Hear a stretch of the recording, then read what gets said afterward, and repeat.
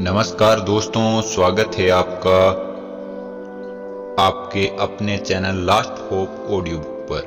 दोस्तों, आज हम बात करने जा रहे हैं एक ऐसी पुस्तक के बारे में जो हमारे अवचेतन मन की अनगिनत शक्तियों को उजागर करती है।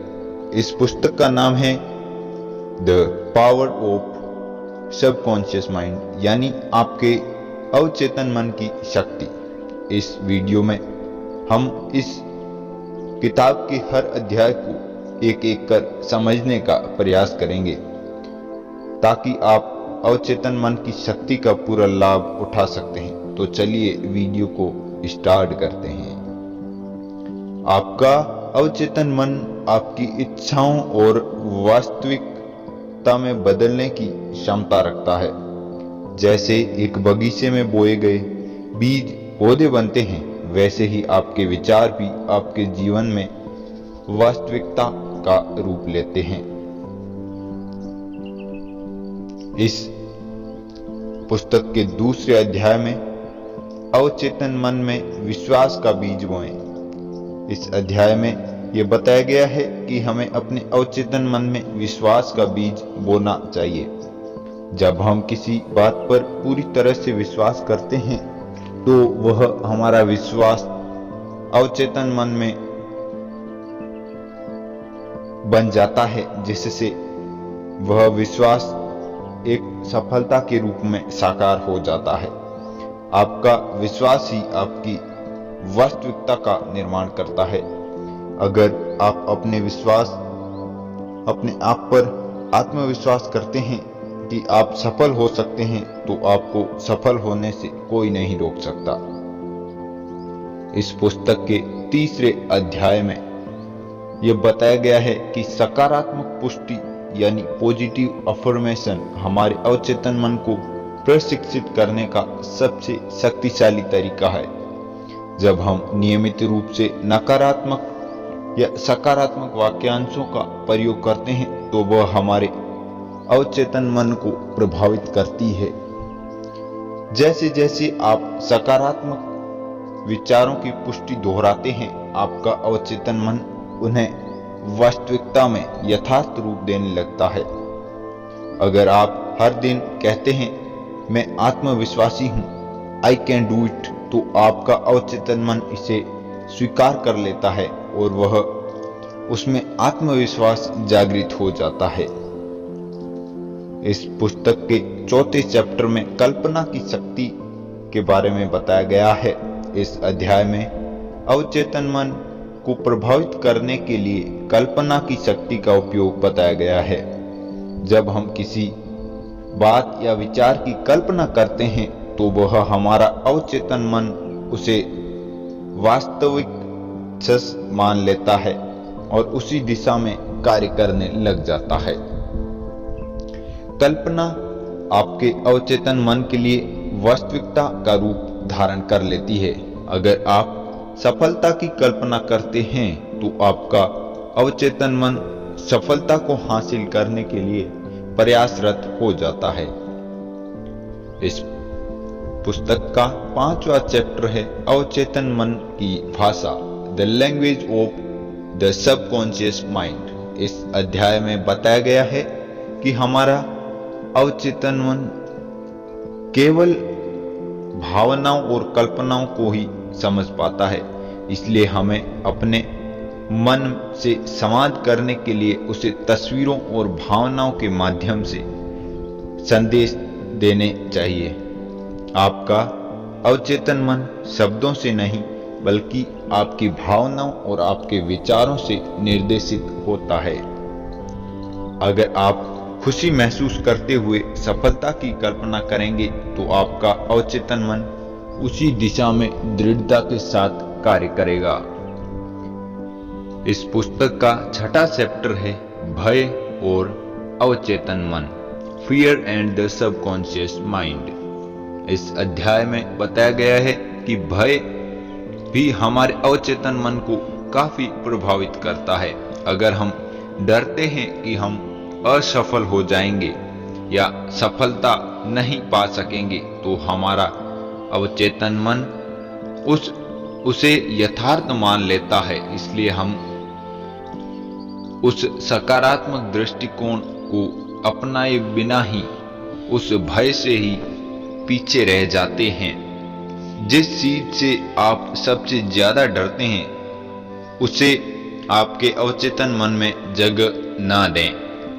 अपने भय को साहस में बदलने का प्रयास करें और देखें कि आपका अवचेतन मन आपके जीवन में चमत्कार ला देगा।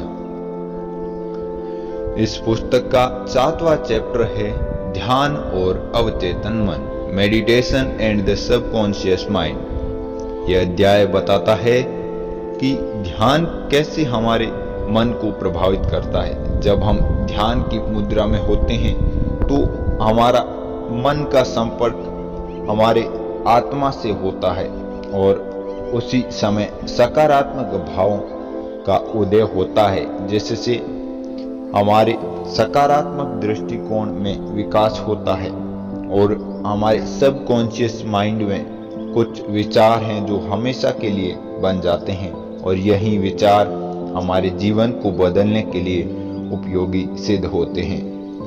ध्यान अवचेतन मन को प्रशिक्षित करने का एक प्रभावी तरीका है। हर दिन कुछ मिनट के लिए ध्यान करें। आप अपने अवचेतन मन को अपने लक्ष्य की ओर निर्धारित करें। इस पुस्तक का 8वां चैप्टर है अवचेतन मन के माध्यम से स्वास्थ्य में सुधार, improving health through the subconscious mind. इस अध्याय में बताया गया है कि हमारा अवचेतन मन हमारे शरीर के स्वास्थ्य की स्थिति को भी प्रभावित करता है। जब हम अपने अवचेतन मन में स्वास्थ्य की कल्पना करते हैं तो हमारा शरीर उसे साकार करने में लग जाता है। आपका शरीर वही बनता है जो आपका अवचेतन माइंड सोचता है। अगर आप खुद को स्वस्थ, मजबूत और तंदुरुस्त करेंगे तो आपका सबकॉन्शियस माइंड उसी दिशा में आपको अग्रसर करने का प्रयास करेगा। इस पुस्तक का 9वां चैप्टर है सबकॉन्शियस माइंड, मन से संबंध में सुधार कैसे किया जा सकता है। इस अध्याय में बताया गया है कि हमारे रिश्तों में भी हमारा सबकॉन्शियस माइंड और सोच पर प्रभाव पड़ता है। जब हम अपने सबकॉन्शियस माइंड में सकारात्मक और प्रेमपूर्ण विचार रखते हैं तो हमारे रिश्तों में भी वही ऊर्जा दिखाई देती है। आपके रिश्ते वही बनते हैं जो आपके अवचेतन मन में होते हैं। अगर आप अपने सबकॉन्शियस माइंड में प्रेम और समझ की भावना विकसित करेंगे तो आपके रिश्तों में भी सकारात्मकता और मजबूती दिखाई देगी। इस पुस्तक का 10वां चैप्टर है समृद्धि और अवचेतन मन, wealth and the subconscious mind. इस अध्याय में बताया गया है कि हमारी आर्थिक स्थिति भी हमारे मन और हमारे विचारों को प्रभावित करती है। जब हम समृद्धि की सोच रखते हैं तो हमारा अवचेतन मन उसी दिशा में कार्य करता है। समृद्धि की सोच से ही समृद्धि की प्राप्ति होती है। अगर आप अपने अवचेतन मन में समृद्धि के बीज बोते हैं तो आपके जीवन में समृद्धि से भर जाएगा। इस पुस्तक का 11वां और अंतिम चैप्टर है अवचेतन मन की असीमित शक्ति, the indefinite power of subconscious mind. इस अध्याय में यह बताया गया है कि अवचेतन मन की शक्ति की कोई सीमा नहीं है और इसे सही तरीके से इस्तेमाल कर हम जीवन में बड़ी से बड़ी दुविधा से पार पा सकते हैं और बड़ी से बड़ी स्पर्धा में भी सफलता की प्राप्ति कर सकते हैं। अपने माइंड को यूज करने के तरीके ही यह निर्धारित करते हैं कि हम किस दिशा में अग्रसर होंगे और हमारा आने वाला कल किस प्रकार का होगा। दोस्तों, the power of subconscious mind हमें यह सिखाती है कि सोच और विश्वास हमारे जीवन की दिशा तय करते हैं। तो क्यों न हमारे सोच और विचार को उच्च कोटि का बनाया जाए, जिससे हमारे जीवन में हमारी जीवन की दिशा एक सुदृढ़ और बेहतरीन हो। जब हम अपने अवचेतन मन को सकारात्मकता से भर देते हैं तो हमारा जीवन भी सकारात्मकता पॉजिटिविटी से भर जाता है। इसलिए हमें अपने इस मन की शक्ति को पहचान कर अपने जीवन को बदलने के लिए प्रयासरत होना चाहिए। साथियों, आशा है आज के इस ऑडियो बुक से आपको बहुत कुछ सीखने को मिला होगा। ऐसे ही वीडियो देखने के लिए चैनल को सब्सक्राइब करें। धन्यवाद। जय हिंद। वंदे मातरम।